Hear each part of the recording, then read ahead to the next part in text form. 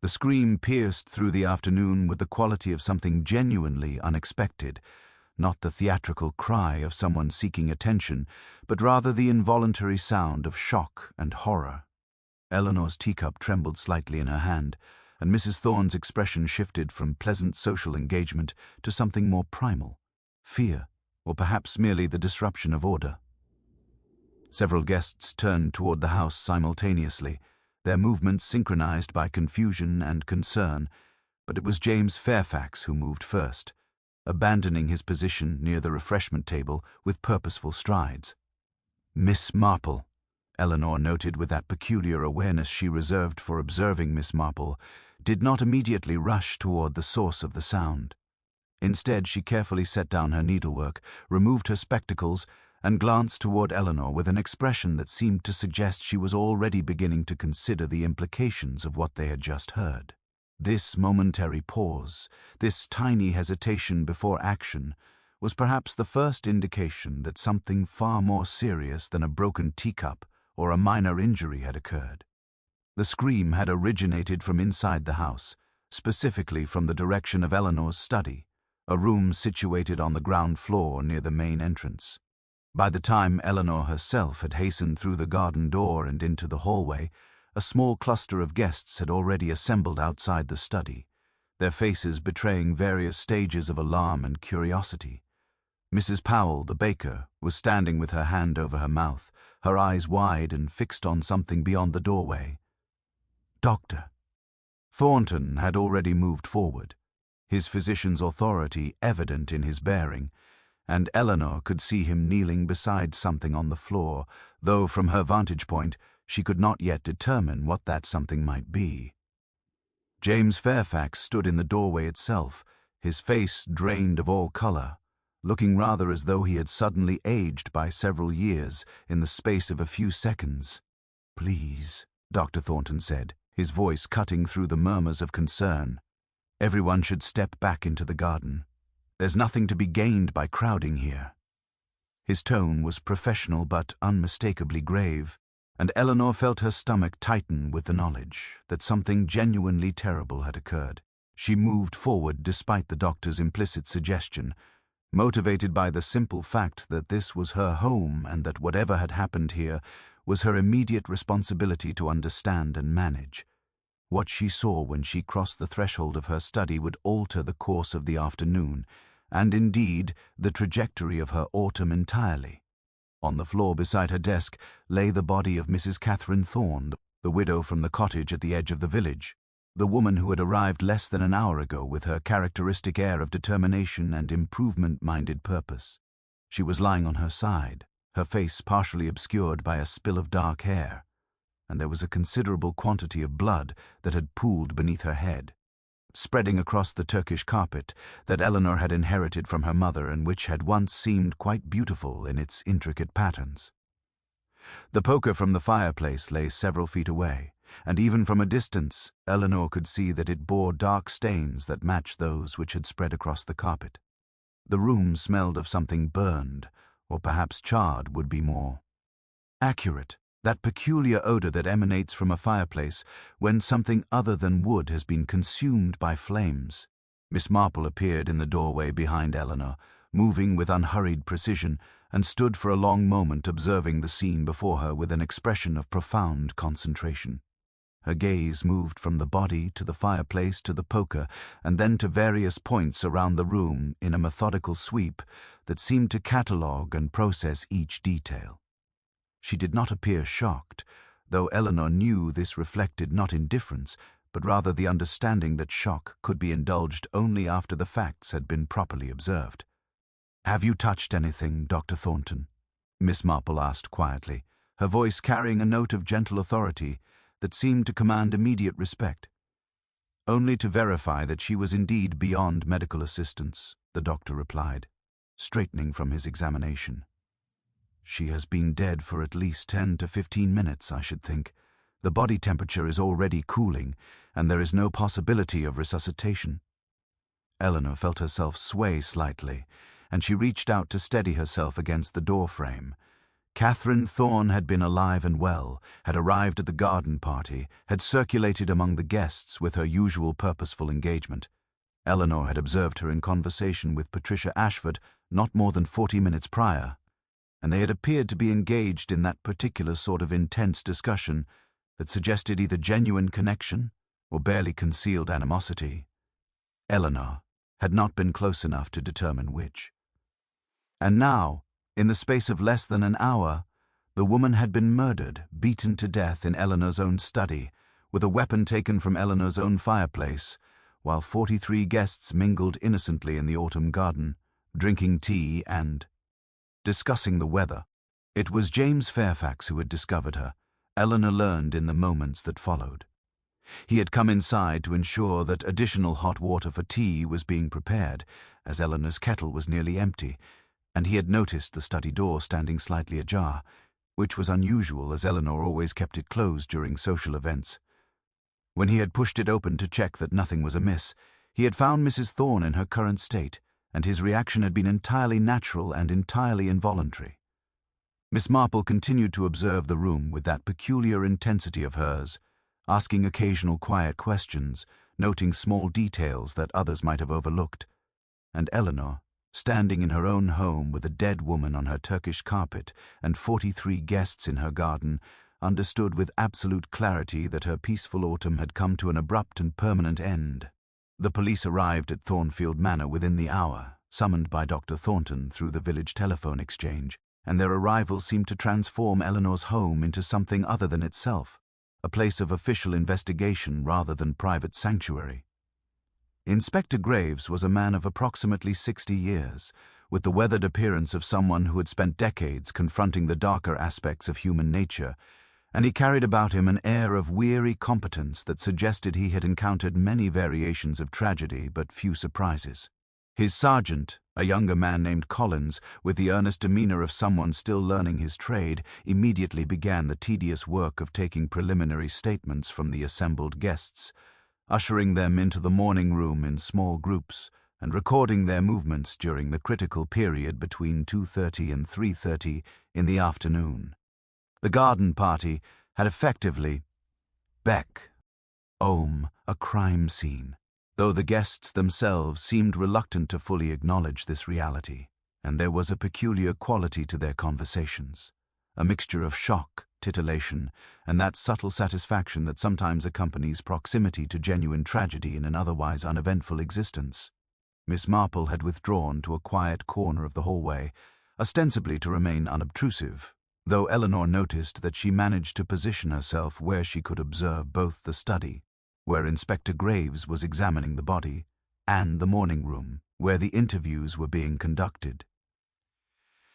Eleanor herself sat in the parlor, feeling rather as though she were dissolving from the inside outward, her hands occupied with a cup of tea that had long since grown cold. The shock of discovering a corpse in one's own home, the violation of such an intrusion, seemed to have temporarily deprived her of the ability to think coherently about practical matters. Yet she observed, as one observes things in a state of profound dislocation, that the house itself seemed to be responding to the tragedy with a kind of mournfulness. The afternoon light had indeed dimmed as Miss Marple had predicted, and a light rain had begun to fall against the windows, obscuring the garden and creating a sense of isolation that felt almost oppressive. It was approximately 4:30 when Inspector Graves requested that Eleanor and Miss Marple join him in the study, which by that point had been photographed and examined with the meticulous care that murder investigations demanded. The body had been removed, but the blood stain remained on the carpet, and the poker still lay where it had fallen, now marked with small, numbered evidence tags. Eleanor found the sight of it deeply disturbing, the physical reality of violence made permanent and undeniable by its presence in her familiar room. Inspector Graves invited them both to sit, and Eleanor noted with some appreciation that he did not adopt the tone of accusation but rather of simple inquiry, suggesting that he viewed Eleanor as a witness rather than a suspect, at least for the present moment. "Mrs. Hartley," he began, consulting a small notebook, "I understand that Mrs. Thorne arrived at your garden party at approximately 2:00. Can you confirm that she appeared to be in good health and spirits at that time? Eleanor confirmed that she could, though she also mentioned that Catherine Thorne had seemed somewhat preoccupied, though whether this reflected genuine distress or merely her usual intensity of demeanor, Eleanor could not say with certainty. And who, to your knowledge, had reason to interact with her during the early part of the afternoon?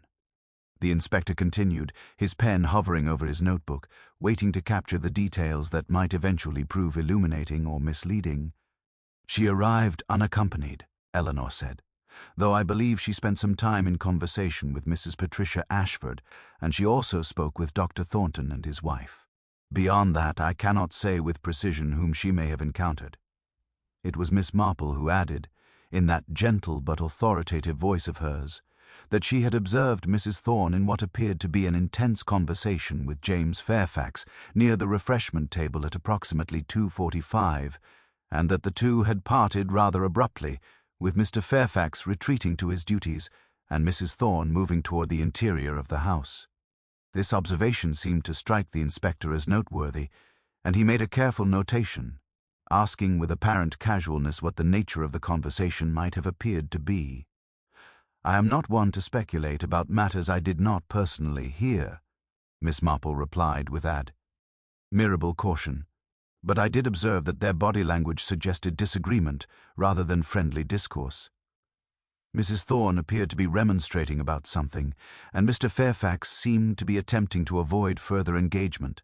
Eleanor felt a chill run through her at this observation, for it suggested that Miss Marple's observational powers extended to such minute details that most people would not merely overlook, but would never think to notice in the first place.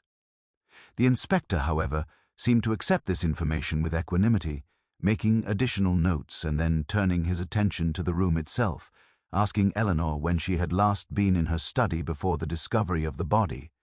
Eleanor had to pause to consider this question carefully. She realized with a sense of growing unease that she had not entered her study at all during the afternoon. She had been entirely occupied with the management of the garden party, and there would have been no reason for her to be inside the house. This meant that anyone with sufficient motivation and opportunity could have entered her study without her knowledge or observation.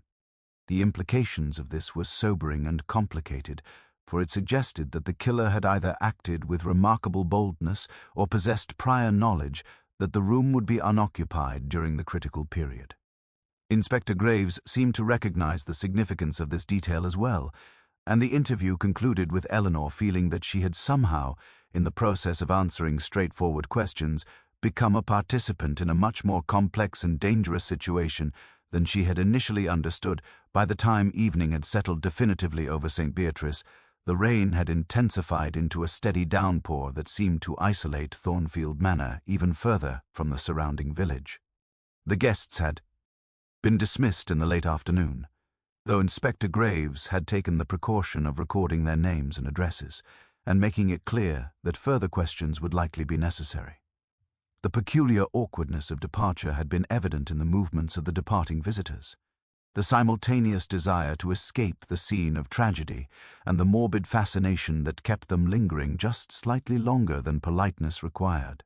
Eleanor had watched them leave with a sense of profound detachment, as though observing a scene in a theatrical production, rather than participating in the actual events of her own home.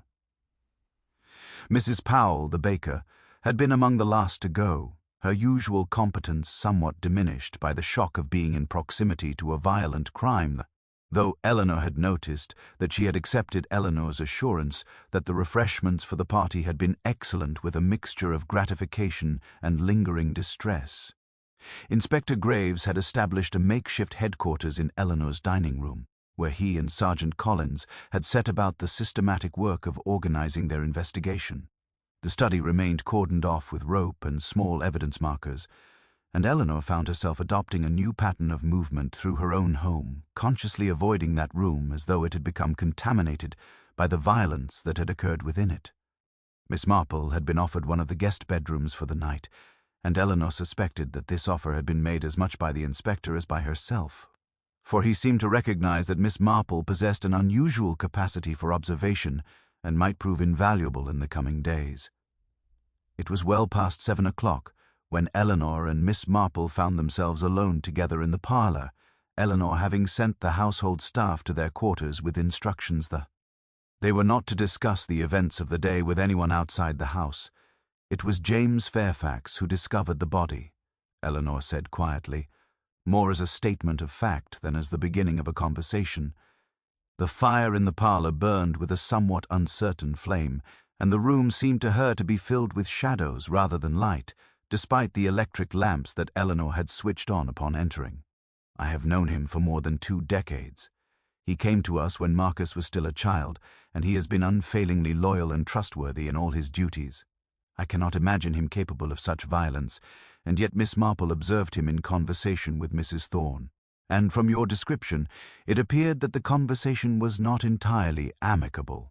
Miss Marple set down her knitting, which she had retrieved from her room and taken up with the same methodical precision that characterized all her movements. I have learned over many years, she said thoughtfully, that capability for violence is not something that can be reliably assessed through ordinary social observation. People contain multitudes, as the poets say, and the quiet, dutiful man may harbor quite extraordinary passions beneath his composed exterior. However, I would caution against jumping to conclusions based on a single observation. What I saw was a conversation that appeared heated, but I did not hear the actual words exchanged, nor can I say with certainty what prompted the intensity of their interaction. It might have been entirely innocent in nature. Perhaps Mrs. Thorne was merely offering criticism regarding some matter of estate management, and Mr. Fairfax was defending his position. And yet someone murdered her in my study, Eleanor said, and there was a note in her voice that suggested she was beginning to move beyond shock towards something more resembling anger. So, Mayone walked into my home, waited for an opportunity to be alone with Catherine Thorne, and then struck her down with a poker taken from my own fireplace. The violation of it is almost as disturbing as the fact of the death itself. My home has been desecrated by this act. Yes, Miss Marple agreed simply. And that is precisely what makes this matter so interesting from an investigative perspective. You see, Eleanor, the choice of location is itself revealing. The killer did not murder Mrs. Thorne in the garden, where the act might have been observed by multiple witnesses. Instead, the killer lured or persuaded her to come inside the house, to your study specifically, where privacy could be assured. This suggests that either the killer was familiar enough with the layout of your home to know that such privacy was available, or that Mrs. Thorne herself suggested the location, perhaps believing that a private conversation was necessary. In either case, we are dealing with someone who had reason to anticipate an encounter with the victim. Eleanor considered this observation carefully, and as she did so, she found herself beginning to move beyond the initial shock toward something more resembling analytical thought. You are suggesting that this was not a crime of passion, then? That the killer did not simply encounter Mrs. Thorne and respond impulsively to some provocation? The choice of weapon suggests premeditation of a sort, Miss Marple replied. The poker was not used because it happened to be at hand in a moment of conflict. It was selected deliberately from among the objects available in your study. This indicates at minimum that the killer knew the room, knew what weapons might be available, and was prepared to use violence if the opportunity presented itself. Whether this constitutes true premeditation or merely the preparedness of someone who anticipated difficulty is a question we cannot answer with the information currently available to us. It was at this moment that Sergeant Collins appeared in the doorway, his expression suggesting that he had news of some significance. He had been interviewing the household staff, and one of the kitchen maids had reported something that might be of interest to Inspector Graves. Apparently, Mrs. Thorne had been observed entering the house through the garden door at approximately 3 o'clock, moving with apparent purpose directly toward the hallway that led to Eleanor's study. Moreover, she had not been alone. She had been followed, at a distance of perhaps a minute or two, by someone else, though the maid had been too occupied with her duties to identify precisely whom. The kitchen maid's observation proved to be the first concrete piece of evidence that suggested the crime had been neither spontaneous nor the product of mere circumstance, and it transformed the investigation from a matter of general inquiry into a focused effort to identify the person who had followed Mrs. Thorne into the house.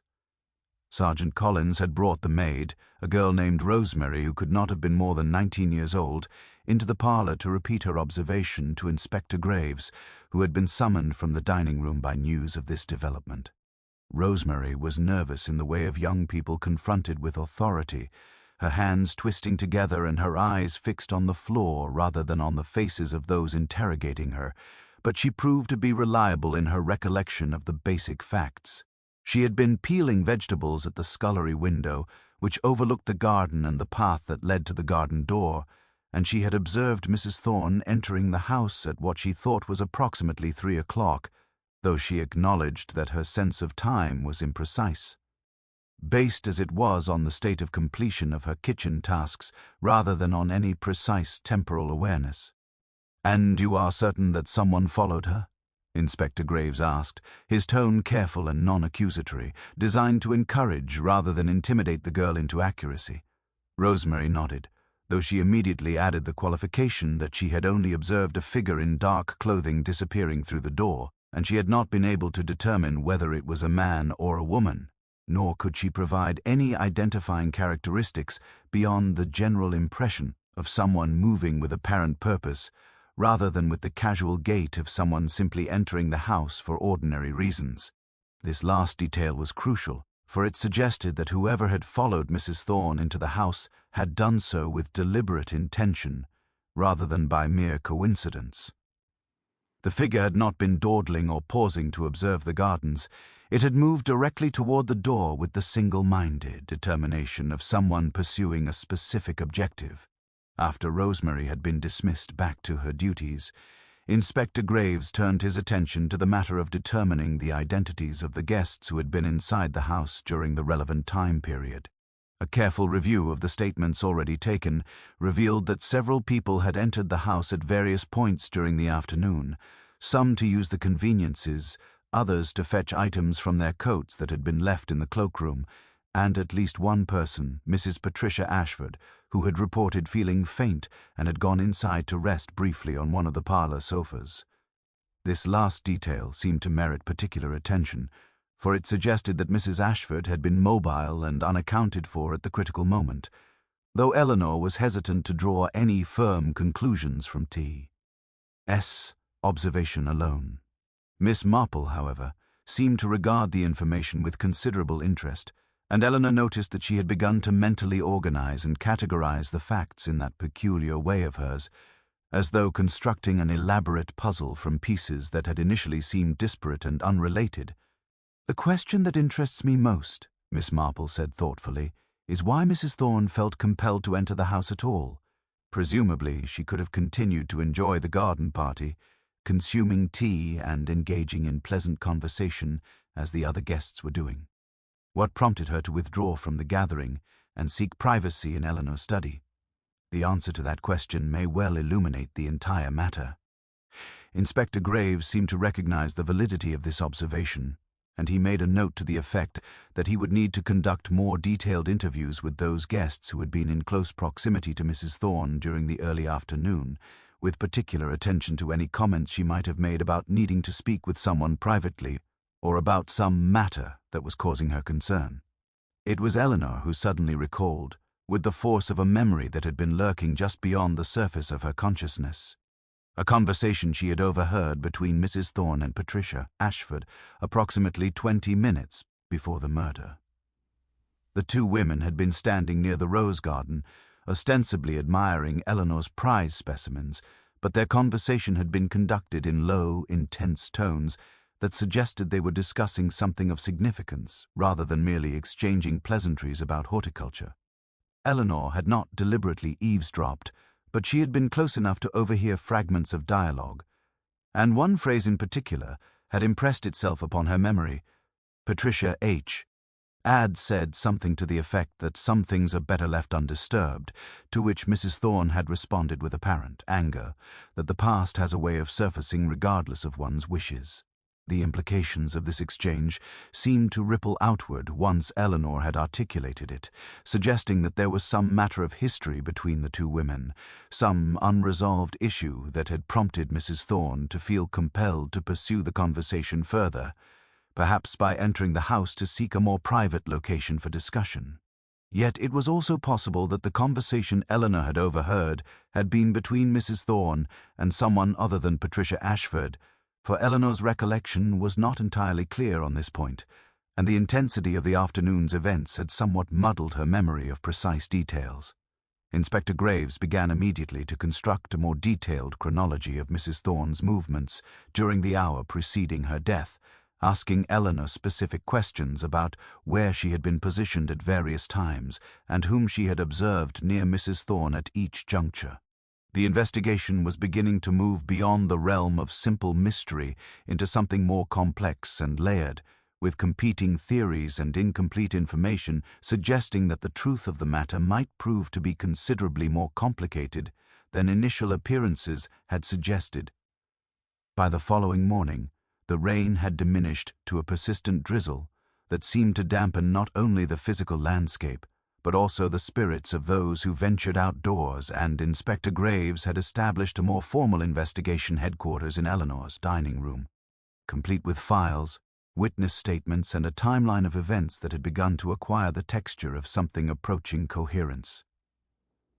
The inspector had spent much of the evening conducting additional interviews with the key suspects, and Eleanor had retired to her bedroom with a sense of profound exhaustion that seemed to penetrate to the very core of her being. She had slept poorly, her dreams filled with fragmented images of the study, the poker, and the spreading stain on her Turkish carpet, and she had risen before dawn with the peculiar clarity that sometimes comes from emotional distress rather than from restful slumber.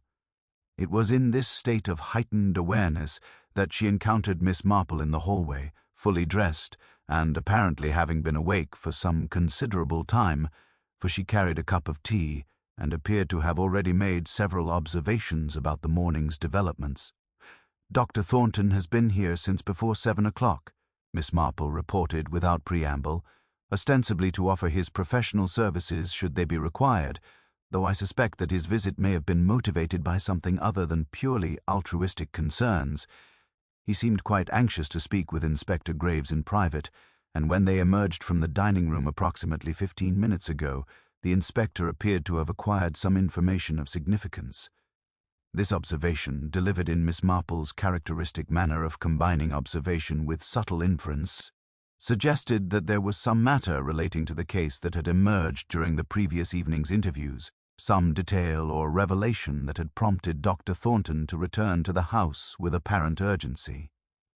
Eleanor found herself moving with Miss Marple toward the dining room, motivated by a combination of curiosity and the simple fact that she was, after all, the owner of the house, and therefore entitled to knowledge of developments occurring within it. Inspector Graves looked up from his files as they entered, and Lenore noted immediately that his expression had undergone a subtle shift. There was now something more purposeful about his demeanor, a sense that the investigation had moved beyond the preliminary gathering of information into something more focused and directed. "Mrs. Hartley," he said, gesturing for her to sit, "I have acquired some information during the course of my interviews last evening that I believe requires your attention and your clarification. It appears that Mrs. Catherine Thorne was not, as she had represented herself to be, a woman of independent means who had recently purchased the cottage at the edge of the village purely as a retreat from urban life. Rather, she was in fact the widow of a man named Thomas Thorne, who had some 15 or 16 years ago been involved in a financial scandal that resulted in the loss of considerable sums belonging to several investors in the village. Your late husband, Herbert Hartley, was apparently one of those investors, and he lost a substantial portion of his personal fortune as a result of Thomas Thorne's mismanagement of funds." Eleanor felt as though the floor had shifted beneath her feet, for this revelation seemed to contradict everything she believed about both her own history and about Mrs. Thorne's background. She had known, of course, that Herbert had suffered some financial reversals during the final years of his life, but she had understood these to be the result of poor market conditions and general economic fluctuation, rather than of fraud or deliberate misconduct by another party. The knowledge that Mrs. Thorne, or rather that Mrs. Thorne's late husband, had been responsible for these losses seemed to create an entirely new dimension to the case, suggesting motives and histories that Eleanor had been entirely unaware of. I had no knowledge of this connection, Eleanor said slowly, attempting to organize her thoughts with what precision she could muster.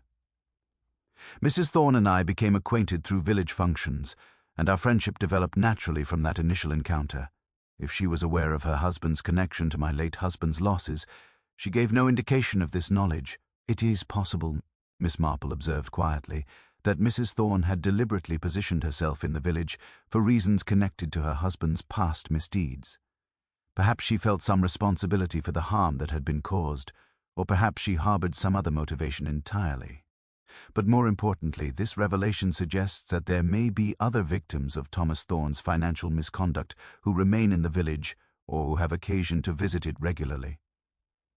One must wonder whether Mrs. Thorne's murder might be connected to her husband's long-past actions in ways that would not have been immediately apparent to those unfamiliar with the history involved.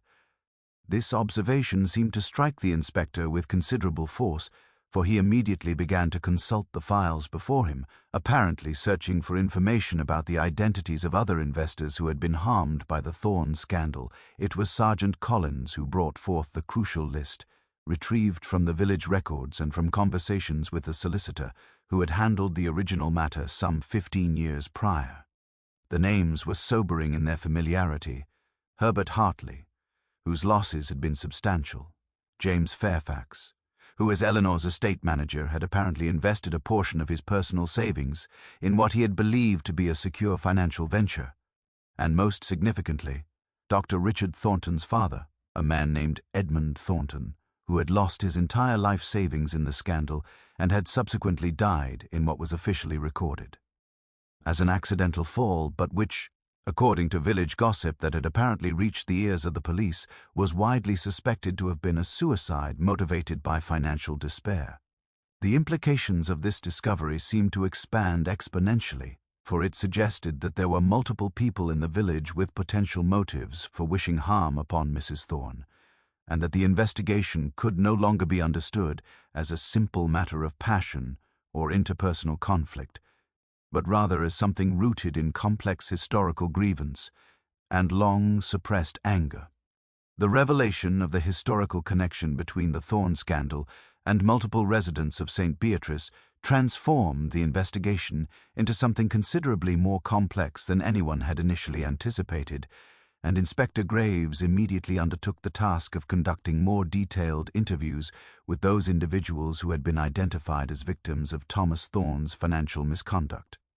Dr. Thornton, when questioned about his father's death and his awareness of the connection between his family's financial losses and Mrs. Thorne's presence in the village, became visibly agitated, his customary professional composure temporarily abandoning him in favor of genuine emotional distress. He admitted, under careful questioning, that he had indeed recognized Mrs. Thorne when she had arrived in the village 2 years prior, and that he had harbored considerable resentment regarding her apparent attempt to establish herself as a respectable member of the community despite the harm her late husband had caused. However, he steadfastly maintained that his resentment had been intellectual rather than violent in nature, and that he would never have acted upon his anger in any way that might constitute a threat to her safety or well-being. Yet it was James Fairfax whose testimony proved to be most revealing and, in many respects, the most damaging to his own position as a potential suspect. When questioned about his conversation with Mrs. Thorne at approximately 2:45 on the afternoon of the murder, Mr. Fairfax initially attempted to downplay the significance of the exchange, suggesting that Mrs. Thorne had merely been making critical remarks about some minor matter of estate management, and that he had simply been defending his professional competence. However, when pressed by Inspector Graves with specific details about the intensity and apparent anger evident in the interaction, Mr. Fairfax's composure began to crack, and he eventually admitted that Mrs. Thorne had confronted him about his knowledge of her identity and her husband's role in the financial scandal that had devastated so many village families. She had apparently suggested that Mr. Fairfax, as Eleanor's trusted employee, bore some responsibility for not having warned Eleanor about the true nature of the Thorne family history before Mrs. Thorne had established herself so firmly in the village community. What emerged from this admission was a portrait of a man who had been deeply troubled by Mrs. Thorne's arrival, who had grappled with the moral ambiguity of remaining silent about her identity while watching her integrate herself into village society, and who had finally felt compelled to confront her about the matter. The conversation had apparently been heated, with Mrs. Thorne suggesting that Mr. Fairfax had been complicit in a deception by failing to disclose his knowledge of her past, and Mr. Fairfax responding with anger at the suggestion that he bore any responsibility for Mrs. Thorne's personal choices. The exchange had ended with Mr. Fairfax retreating to his duties and Mrs. Thorne moving toward the interior of the house, presumably with the intention of pursuing the matter further with someone else, or perhaps to compose herself after the confrontation. The timing and nature of this conversation seemed to provide Mr. Fairfax with both opportunity and a possible motive for the crime, and Inspector Graves' expression suggested that he was beginning to regard the estate manager as a prime suspect in the investigation. It was at this critical juncture that Miss Marple requested a private conversation with Eleanor, and the two women withdrew to the parlour while the inspector continued his work in the dining room. Eleanor was beginning to notice that there was something particularly acute about Miss Marple's observations during this period, a quality of focused attention that suggested she was moving towards some significant conclusion regarding the identity of the killer. "I have been considering, Miss Marple," began thoughtfully, "the matter of Mrs. Thorne's entry into the house and her subsequent movement toward your study. We know from Rosemary's observation that she was followed by someone in dark clothing, and we know from your own recollection that she had been in heated conversation with Mr. Fairfax not more than 5 or 10 minutes before that moment. But we have not yet determined what prompted her to enter the house at all. What would compel someone to leave a pleasant social gathering and seek privacy within a private study? The answer, I believe, lies not in any spontaneous impulse, but rather in a deliberate plan or appointment." Eleanor considered this observation carefully, and as she did so, she found herself beginning to recall additional details that had seemed insignificant at the time, but which now appeared to acquire new meaning in light of the revelations that had emerged. Approximately an hour before the murder, she had observed Mrs. Thorne speaking with Patricia Ashford, and she had also seen Patricia hand Mrs. Thorne what appeared to be a small folded note. At the time, Eleanor had thought nothing of it, assuming it to be merely some minor communication about the party arrangements or perhaps a social engagement. But now, viewed through the lens of the investigation's new understanding, that small piece of paper seemed to acquire considerable significance. Could it have been a message requesting that Mrs. Thorne meet someone in the study? Could it have been a setup designed to lure the victim into a location where privacy could be assured and violence could be committed with minimal risk of observation? The implications of this possibility seemed to hang in the air between Eleanor and Miss Marple, unspoken but somehow profoundly present. For if Mrs. Thorne had been deliberately lured into the house by someone using Patricia Ashford as an intermediary, then the crime took on an entirely different character. It became not a crime of passion or impulsive violence, but rather a calculated act of premeditation and deliberate deception. Miss Marple's eyes seemed to hold a peculiar sadness as she regarded Eleanor, and Eleanor found herself wondering what conclusions her companion had already begun to draw, what pattern she had perceived in the assembled facts that Eleanor herself had not yet fully grasped. "I believe," Miss Marple said quietly, "that we must now consider the possibility that there is someone in this village whose connection to the Thorne scandal is even more direct and personal than we have yet understood. Someone for whom justice in the matter has become an obsession, rather than merely a lingering resentment." Eleanor found herself staring at Miss Marple with a dawning sense of comprehension that seemed to simultaneously illuminate and obscure the truth of the matter, for while Miss Marple's observation suggested a direction for investigation, it did not yet provide a clear identification of the person whose obsession had apparently driven them to commit murder. The small folded note that Eleanor had observed passing between Patricia Ashford and Mrs. Thorne seemed to acquire new significance in this context, and Eleanor realized that she had not yet been questioned about this detail by Inspector Graves. perhaps because she herself had not thought to mention it until Miss Marple's observations had prompted her to reconsider the events of the afternoon. It was Eleanor who, acting on an impulse born of the desire to assist in the investigation, suggested that they bring this observation to the inspector's attention, and the two women accordingly made their way to the dining room where Inspector Graves was.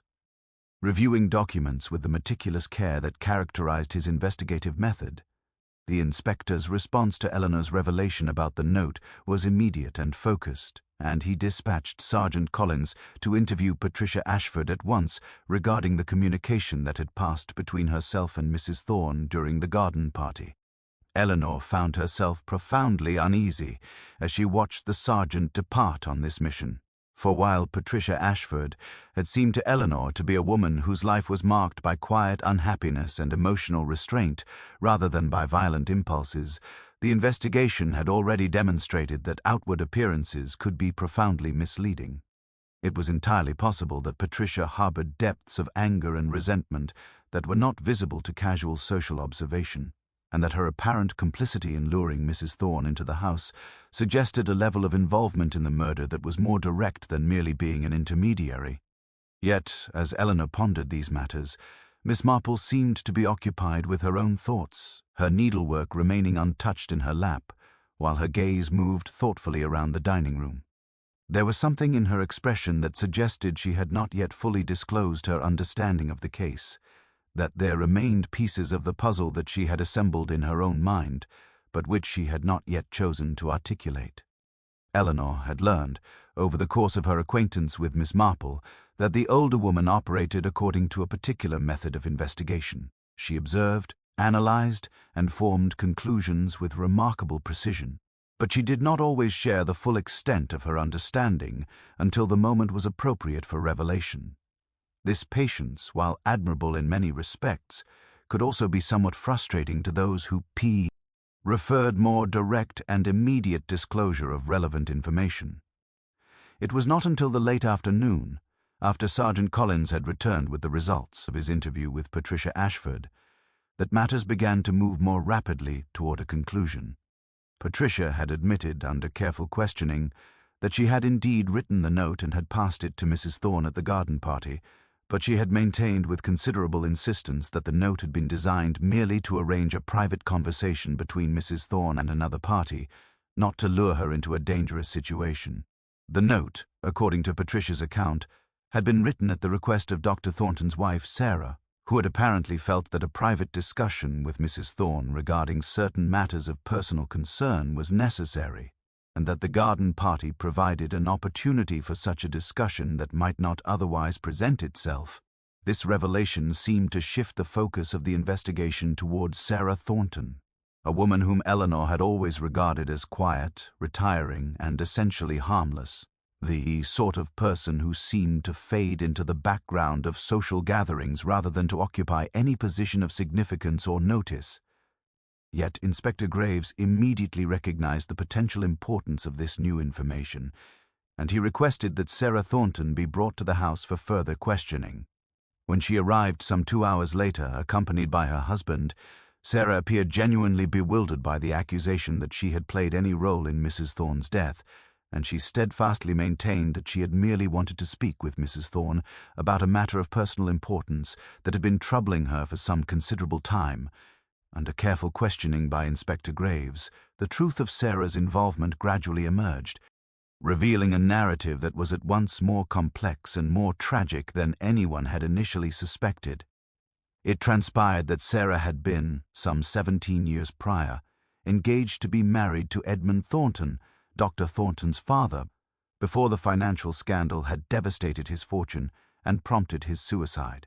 The engagement had been broken off following Edmund's death, not by Sarah's choice, but by Edmund's family, who had felt that a marriage between Sarah and Edmund would be inappropriate given the changed circumstances of his financial and social position.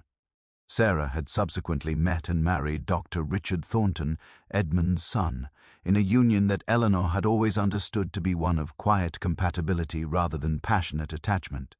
Yet apparently Sarah had harbored a deep and persistent resentment regarding Mrs. Thorne's presence in the village, viewing her arrival as a kind of mockery of the suffering that Edmund's death had caused. And she had apparently hoped that a private conversation with Mrs. Thorne might result in some acknowledgement of guilt or expression of remorse that might provide Sarah with a measure of emotional closure. The note that Patricia had written at Sarah's request had not, according to Sarah's account, contained any suggestion of violence or danger. Rather, it had merely indicated that Mrs. Thorne should meet Sarah in Eleanor's study at 3 o'clock if she wished to discuss a matter of mutual concern. Sarah claimed to have no knowledge of who had actually followed Mrs. Thorne into the house, and she maintained that she herself had not entered the study at the appointed time, having lost her nerve at the last moment and decided that such a conversation would be unlikely to produce any meaningful result. The investigation had reached a critical juncture in which multiple strands of motive and opportunity seemed to converge upon. Several different suspects, yet none of them possessed an entirely convincing narrative that would explain the murder with complete coherence and certainty.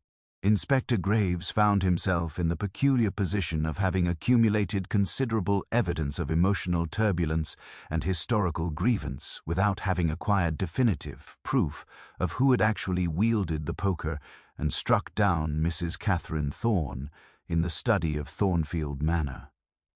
Sarah Thornton's admission regarding the note seemed to provide a clear line of connection between multiple parties, yet it also raised the question of whether Sarah herself might be dissembling, using the cover story of arranged conversation to mask her own violent intentions.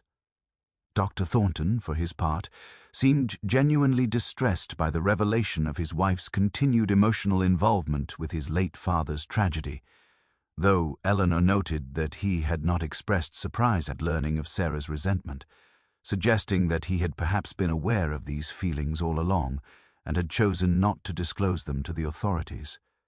It was Miss Marple who suggested, with characteristic gentleness, that the inspector might benefit from considering the matter from a different perspective entirely, not focusing primarily on the question of who had the strongest motive or the best opportunity, but rather on the question of what the killer had done immediately following the commission of the crime.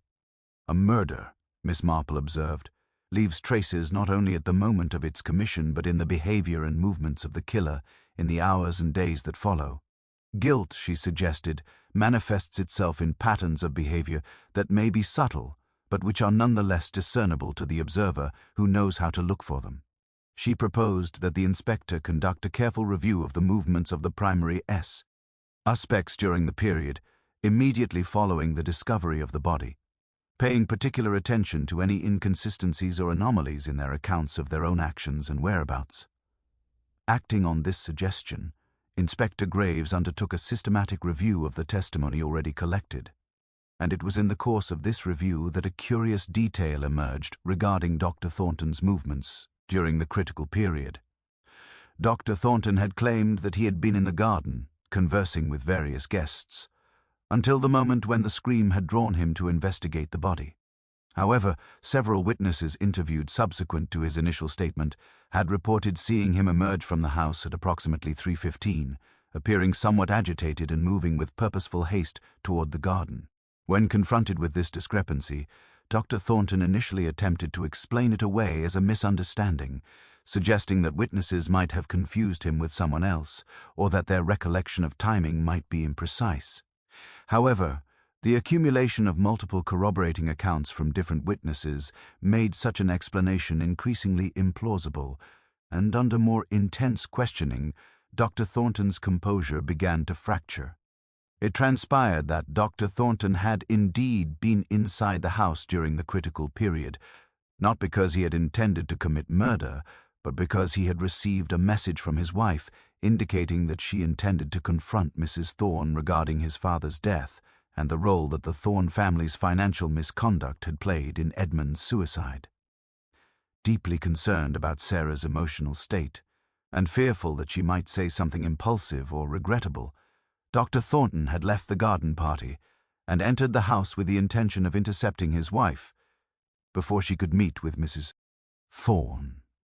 He had not, he insisted, known that Mrs. Thorne would be in Eleanor's study, and he had not been following her with any violent purpose. Rather, he had been attempting to locate Sarah and persuade her to abandon her plan for a confrontation. Yet his actions in this regard had resulted in his being positioned in the house at precisely the moment when the murder was being committed, and more importantly, his presence had been observed by witnesses who had seen him emerge from the house in a state of apparent distress. The revelation of Dr. Thornton's actual movements in the house seemed to introduce yet another layer of complexity to the investigation, for it suggested that there had been additional activity occurring within the house during the critical period, beyond merely the encounter between Mrs. Thorne and her killer. If Dr. Thornton had been searching for his wife with the intention of intercepting her before she could meet with Mrs. Thorne, then it was possible that he had been in close proximity to the victim at the moment of her death, perhaps even close enough to have witnessed the crime, or to have arrived immediately after it had occurred. Yet Dr. Thornton maintained that he had not seen Mrs. Thorne at all, and that his search for his wife had led him through various rooms and hallways without result, eventually prompting him to return to the garden in frustration and confusion. Eleanor found herself increasingly troubled by the accumulation of partial truths and incomplete disclosures that seemed to characterize the investigation at this stage, and she found her attention drawn repeatedly to Miss Marple, who continued to observe the proceedings with that peculiar expression of thoughtful concentration that had become increasingly familiar over the course of the investigation.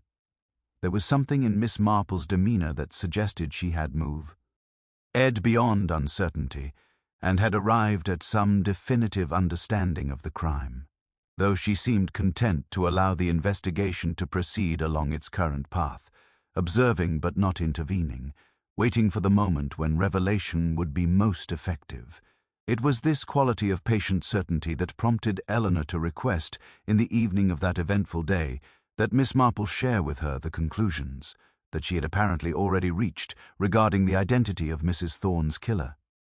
Miss Marple set down her needlework with deliberate care, and Eleanor recognized in this gesture the signal that her companion had decided that the moment for disclosure had arrived. The two women were alone in the parlor, with the fire casting flickering shadows across the walls and the sound of the evening rain pattering softly against the windows, creating an atmosphere of isolation and intimacy that seemed appropriate for the conversation that was about to unfold. Miss Marple's expression, when she turned her full attention toward Eleanor, conveyed a mixture of sadness and resignation, as though she was about to share knowledge that was both necessary and profoundly unwelcome.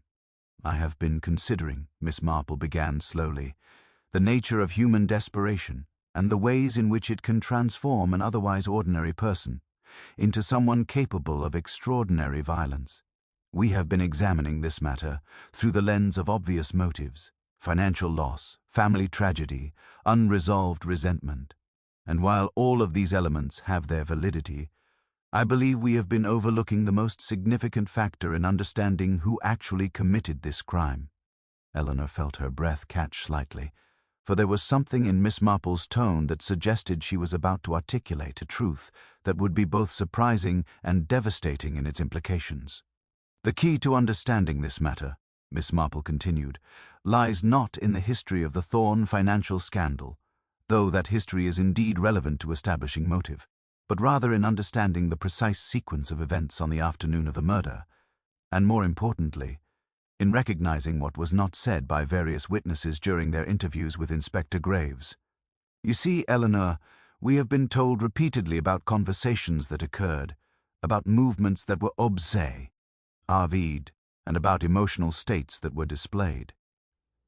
Yet there is one person whose account has been accepted almost without question, one person whose presence at the crucial moment has been essentially unexamined because their location seemed to provide them with an almost perfect alibi." Miss Marple rose from her chair and moved to the window, looking out into the darkness beyond, and Eleanor found herself following her companion's gaze, though there was nothing to be seen but the reflection of the parlor in the glass and the sound of rain beyond it. "When the body was discovered," Miss Marple said, her voice taking on that peculiar quality it acquired when she was in the process of explaining complex matters of human motivation and behavior, "the first person to respond was James Fairfax, the estate manager. He had gone inside to ensure that additional hot water was being prepared for tea, and he discovered the body. This account was accepted without significant question, and Mr. Fairfax was treated primarily as a witness rather than as a suspect. Yet consider, if you will, the remarkable coincidence of his presence at the exact moment when the body was discovered. Had he entered the study even 5 minutes earlier, he would have arrived while the murder was still in progress. Had he entered 5 minutes later, the body would still have been warm.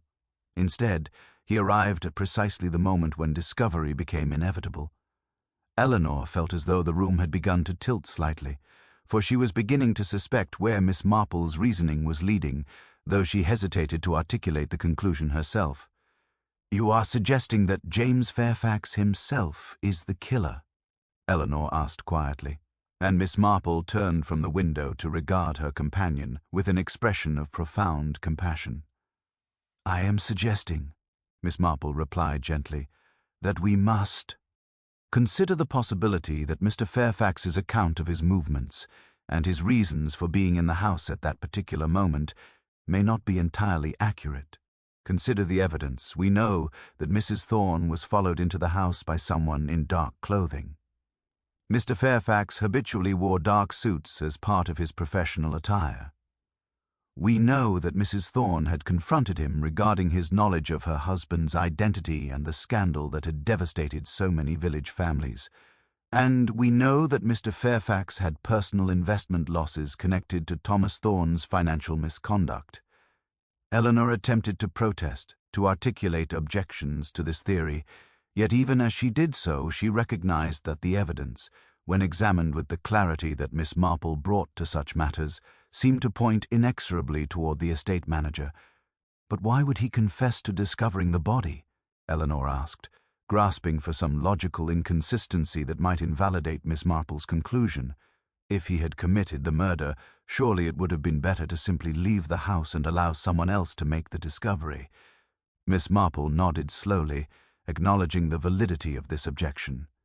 Under ordinary circumstances, that would indeed be the case. However, Mr. Fairfax is a man of considerable intelligence and self-awareness. He recognized that his absence from the house, combined with the knowledge that he had been in heated conversation with the victim shortly before her death, would make him an immediate and primary suspect. By being the one to discover the body, and by displaying appropriate shock and distress, he calculated that he would position himself as a witness rather than as the perpetrator. He believed that his discovery of the body would serve as evidence of his innocence, when in fact it was the reverse.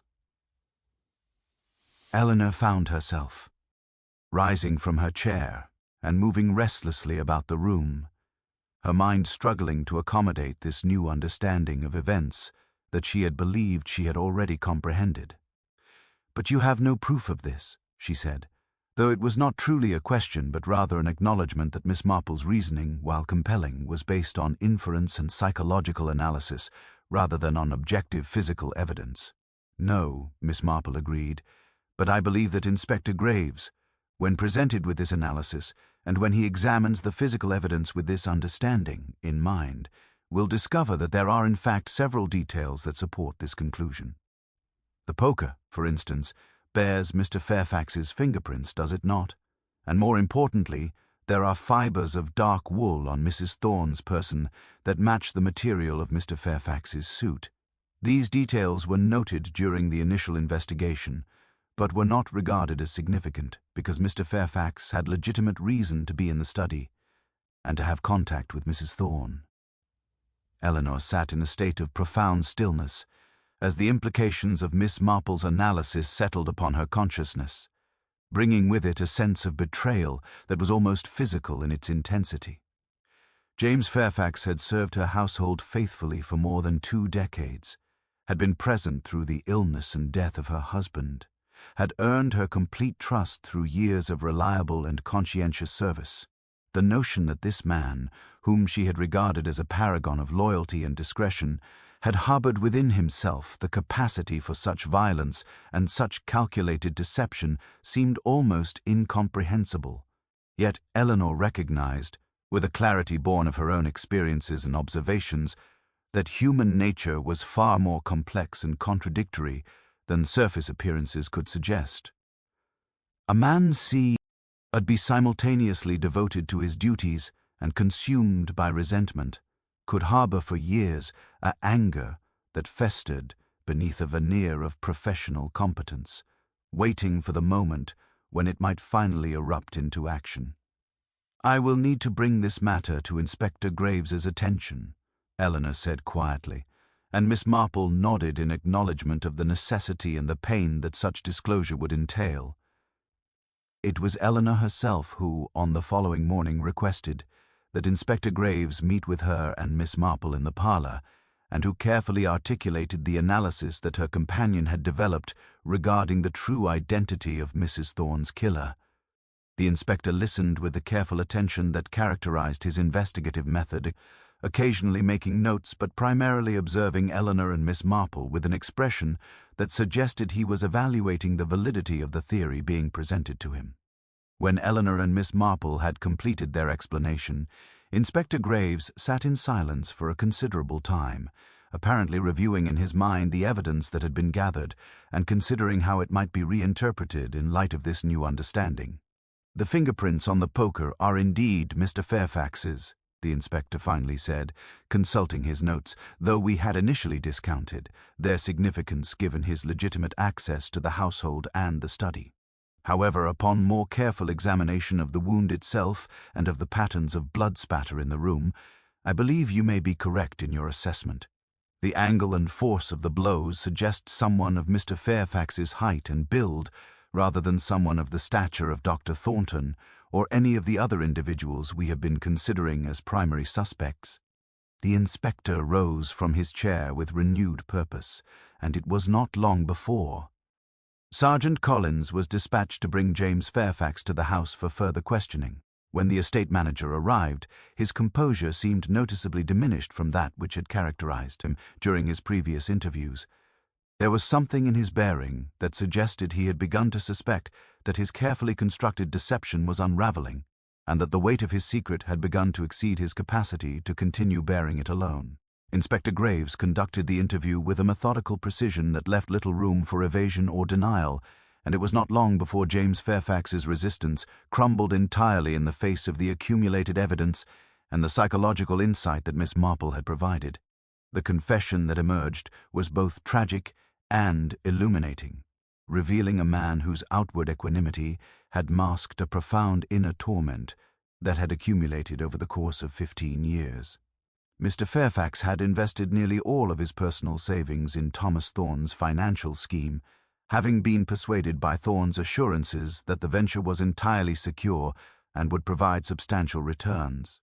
When the scandal had erupted and his investment had been lost, Mr. Fairfax had found himself at the age of 35 with no savings, no prospects, and no hope of ever achieving the financial independence that he had worked toward throughout his adult life. He had remained in Eleanor's employ out of necessity rather than choice, watching as his younger colleagues accumulated wealth and security while he was forced to accept a permanent position of dependence and subordination. When Mrs. Thorne had arrived in the village 2 years prior, Mr. Fairfax had recognized her immediately, and the sight of her establishing herself as a respectable member of the community had ignited a rage that he had suppressed for so long that it had become almost unmanageable. The confrontation at the garden party had been the final catalyst, the moment when Mr. Fairfax's carefully maintained emotional equilibrium had begun to fracture beyond repair. When Mrs. Thorne had suggested that he bore responsibility for not warning Eleanor about her true identity, something had broken inside him, and he had followed her into the house with the deliberate intention of confronting her, of forcing her to acknowledge the harm that she and her husband had caused. The conversation in the study had been heated and emotionally charged, and when Mrs. Thorne had responded to his accusations with what Mr. Fairfax perceived as indifference or even contempt, something primitive and violent had awakened within him.